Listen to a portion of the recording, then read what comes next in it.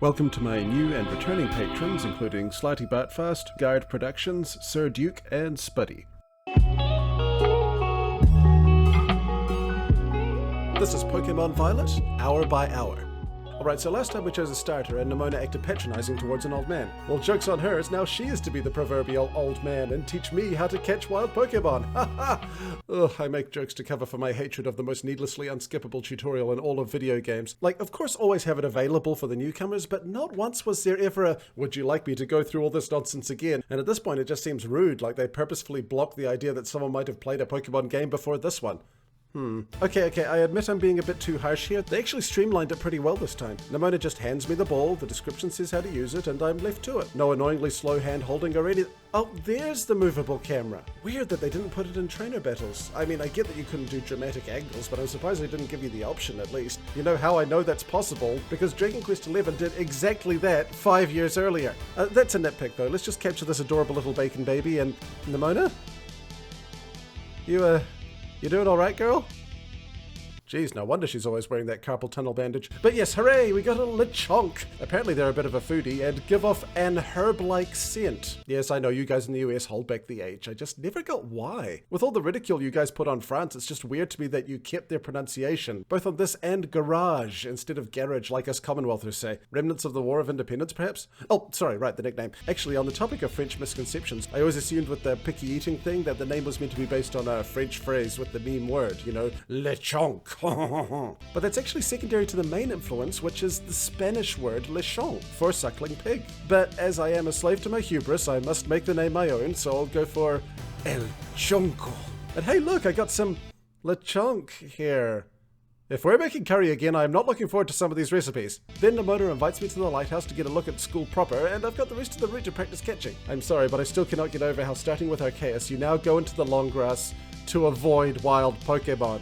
It's just so jarring, like driving on the other side of the road in another country. I'll do it, sure, and this slide into a crouch is freaking sick, I'll give them that. But that doesn't stop it feeling so very wrong. What doesn't feel wrong, though, is this amazingly streamlined grinding system. Just a tap of the shoulder button and go, La Margarita, mess him up! Yeah, I know, on the one hand, as my spouse Leo said, so you're celebrating that you don't play the game as much? And I get that to an extent, but with this in Arceus, I haven't felt this much like I'm in the anime since Gen 1. If you think about it, on the show, battles are basically auto-battlers until they shout a command, so this is just dividing it into both halves according to preference. I personally love it, and I never felt like it took away from the experience at all. I mean, I still have to battle it face-to-face to catch it, or for trainer battles anyway. Shh! They'll never see me here. Everyone knows Pokemon's vision is based on movement. After I stumble onto the camera mode and get a tutorial for the thing that I just spent 10 minutes fumbling through for the license photo, grumble grumble, while testing the buttons I also discover the oh no! Luckily there aren't nearly as many options this time. I'm guessing to make way for fashion shops further along. Though I wish I'd known earlier about this freaking purple tie and vest. This is my fashion hole. It was made for me! Then after swapping out my hat for one that makes this weird noise whenever I put it on, check it out. Father, Tarquin got a polo pony. I simply must have one. Weird. I'll stay hatless for now and fight some more pokes if I could just target the dang thing. Ugh. I'm not a fan of the fact they have to roughly center them on the screen before targeting acknowledges it. That's a pain. I catch a Scatterbug and a Hoppip. I'm not planning on making either of them a fixture of the team, which usually means no nickname, but since I do need a grass type and I admit I like Jumpluff, I decided the last second to name El Hoppo and let him aboard. Then there's Fletchling, which I'm aware is a competitive beast, but I'm sorry, none of the evolutionary line do it for me. They all look too boring. They are just bird. Nevertheless, I do need a fire type, so El Fletcho's in for now. Though I will say I am intrigued about this apparent blood feud with something called Squawkabilly. Oh, and I also love Auto Heal, another note they apparently cribbed from Dragon Quest. Well, if you're gonna steal from the best, I suppose. After that, it's Tarantula, which is indeed round and adorable, but not nearly as adorable as Joltik, so that's a pass from me. And then this gen's Pikachu contender, Pawmi, which I'd rate a solid A on the Pika-clone ranking, up there with Emolga. The boring color is balanced by the adorable silhouette, and hey, this one even has an evolution, we'll have to check that out. Definitely worth a slot on the team, especially with its ability to paralyze. So welcome aboard, La Susta, the Shock. Because it's electricity electricity and because I'm shocked at how much she's already growing on me. It also represents my shock when I accidentally exited the naming menu instead of confirming and kept her as Paw Me by accident. Oh well, bye Tarantula. Also, I forgot to mention it earlier, but I absolutely love the Pokedex format this gen. The bookshelf looks so satisfying to fill out, and the gorgeous photos on each book are also good as ideas for photos of your own. Big thumbs up for that. So then I put Paw Me up front and oh, thank heavens, another excellent quality of life improvement from Legends. I can change the nickname at any time from the stats screen. It's a good thing too, as since learning that Paw Me's power comes from their adorable Popeye-like forearms, I felt Le Pata, the paw, would work better, and increase her adorability by about 12%. I also found out that you can change your party at any time too, and maybe it's just because I'm a filthy casual who has no appreciation for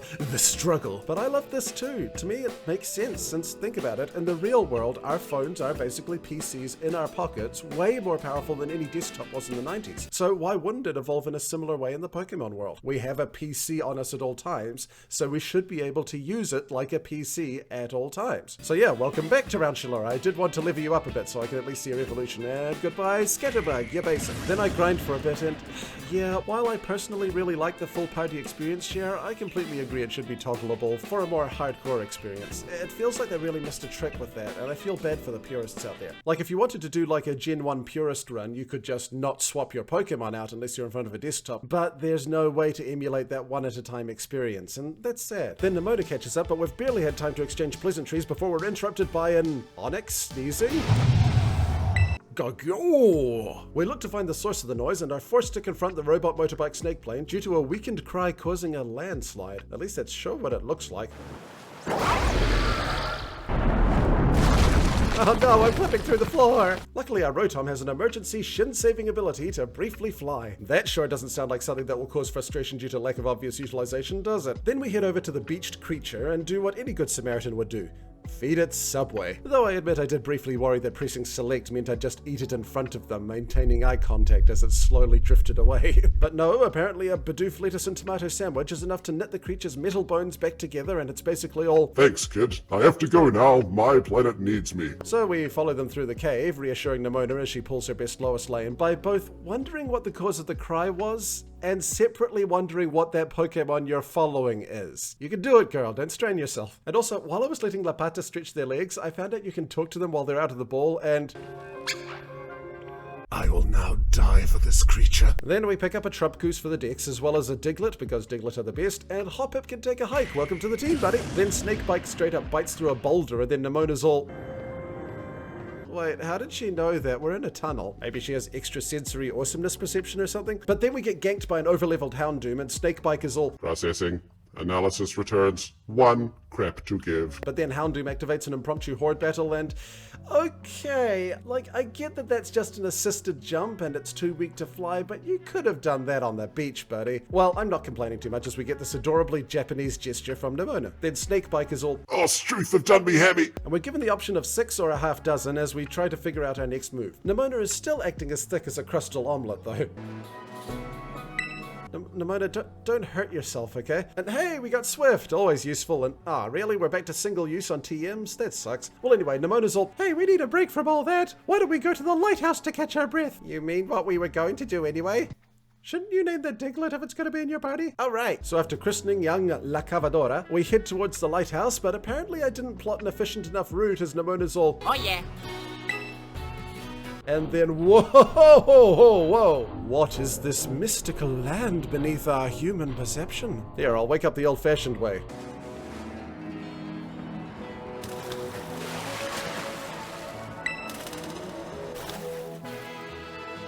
Oh dear. Yeah, the game checkpointed me on top of the cave. Oh boy.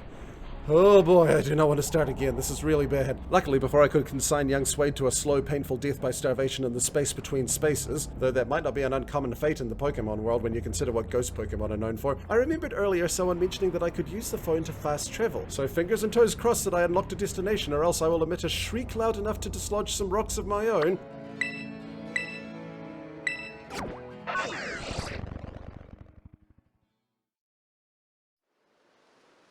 Oh, thank Giratina, praise the distortion world. So, that arguably more traumatic experience out of the way, we catch back up with Nemona while grabbing any items I missed the first time. She seems unfazed by my phasing out of existence, but this guy seems pretty rattled. So this is Arvin, who's the son of a professor at the college. though he seems a little high-strung about it. I don't give a f about my family name. Ooh, could this be the jerk rival?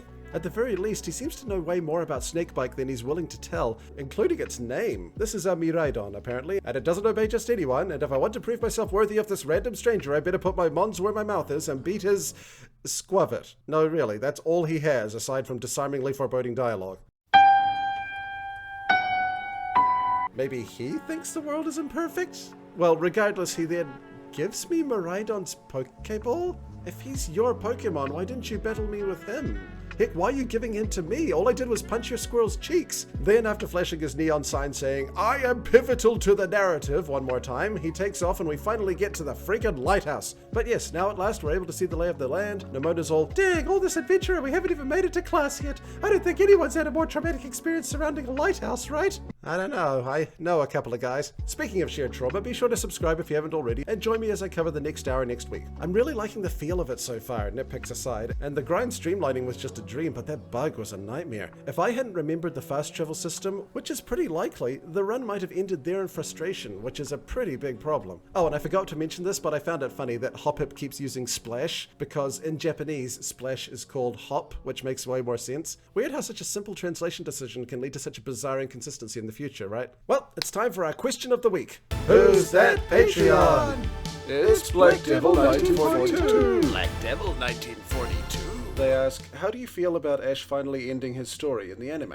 I guess I'm probably feeling the same way like a One Piece fan will feel about the show finally ending. Like, we knew it couldn't have gone on forever, but there's a part of the brain that just kind of expects it, you know? Like, we make jokes about Ash's immortality, but there was something comforting about the fact that no matter what stage he was at in his journey, he still had his whole life ahead of him.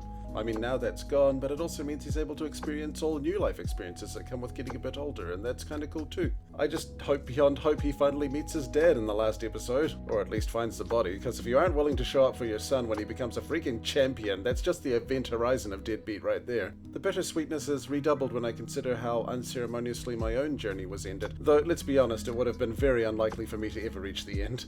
At my fastest, I was doing one journey episode a week, and I was on episode 194 when the channel was nuked, so with approximately 1,100 to go, I'd have been finished in, what, my mid-50s? Well, maybe I'll eventually get so popular that I can hire a staff and get Papermon done at the same rate. Ha! Ha! We'll have to see if our future contains even more bizarre occurrences in our continued quest to discover dreams and adventures and the space between spaces. See you then, and admit it, you like me, Crawdont.